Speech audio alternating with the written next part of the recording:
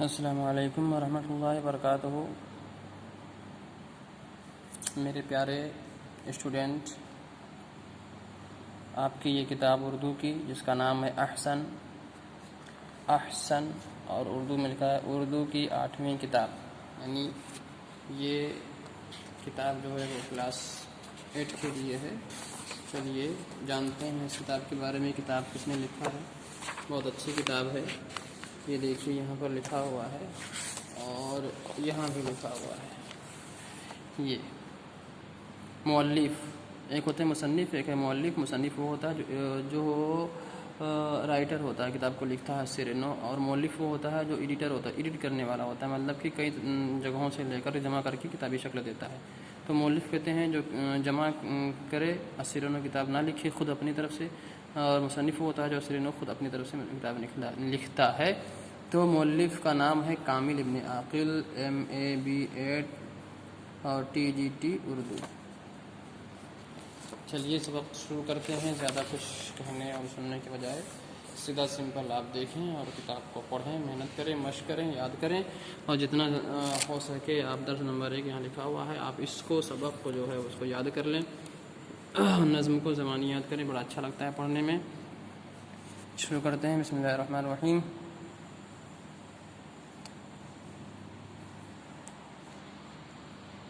یہ آسماں بنایا، سارا جہاں بنایا، یہ آسماں بنایا، سارا جہاں بنایا، کیا ہندوستاں بنایا، یہ ایک گلستہ بنایا، کیا شکر ہو الہی سب کچھ عطا کیا ہے، میرے وطن کو تو نے جنت بنا دیا ہے، کانوں کو بھر دیا ہے، مٹی کو زر دیا ہے، اکسیر کر دیا۔ اکسیر اور اکسیر دونوں پڑھا جاتا ہے، دونوں جائز، جیسے سمت اور سمت ہے، بلند اور بلند ہے، اس طرح کے کئی چیزیں ہوتی ہیں جو دونوں پڑھنا جائز رہتا ہے۔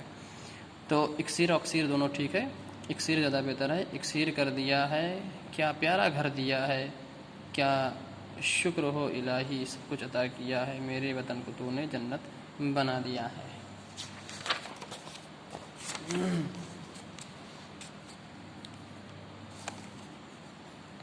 برسات آ رہی ہے، جھولے جھلا رہی ہے، کلیاں کھلا رہی ہے، دل کو لبھا رہی ہے، کیا شکر ہو الہی سب کچھ عطا کیا ہے، میرے وطن کو تو نے جنت بنا دیا ہے۔ پربت جو ایک یہاں ہے، ہمدوش آسماں ہے، کیسا عجب سما ہے، ایسی زمیں کہاں ہے، کیا شکر ہو الہی سب کچھ عطا کیا ہے، میرے وطن کو تو نے جنت بنا دیا ہے۔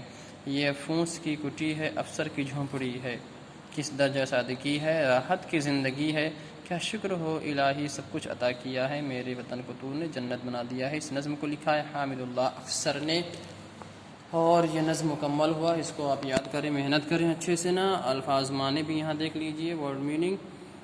اکسیر جس کے معنی دیا ہوا ہے رسائن، وہ دوا جو تانبے کو سونا بنا دے۔ زر کے معنی ہوتا ہے سونا۔ ہمدوش ہوتا ہے بلند مقام کے قریب ہونا۔ کٹی کہتے ہیں جھوپڑی کو، اور گلستان کے معنی ہوتا ہے باغ۔ صحیح تلفظ کے ساتھ پڑھیے، اس کو زبانی پڑھنا ہے آپ کو، اور اسی کے ذریعہ آپ ان الفاظ کو صحیح کرنا ہے۔ یہاں دیا ہے اکسیر، ہم نے بتایا تھا نا، اکسیر اور اکسیر دونوں درست ہے، لیکن اکسیر زیادہ بہتر ہے۔ اسے فرشتہ اور فرشتہ ہوتا ہے، فا زبر فا زید، تو فرشتہ جو صحیح رہتا ہے، لیکن فرشتہ بھی صحیح ہے، اس کو غلط آپ نہیں کہہ سکتے ہیں۔ گلستان، کٹی، جھونپڑی، عجب، درجہ، شکر، اس کو پڑھیں، یاد کریں، مشق کریں، انشاءاللہ تعالیٰ پھر آگے اسی لیسن کا سبق کا جو ہے بھیجا جائے گا۔ یہ سبق نمبر 1، لیسن نمبر 1 تھا، کتاب احسن کتاب کا حصہ 8، لیسن 1 کمپلیٹ۔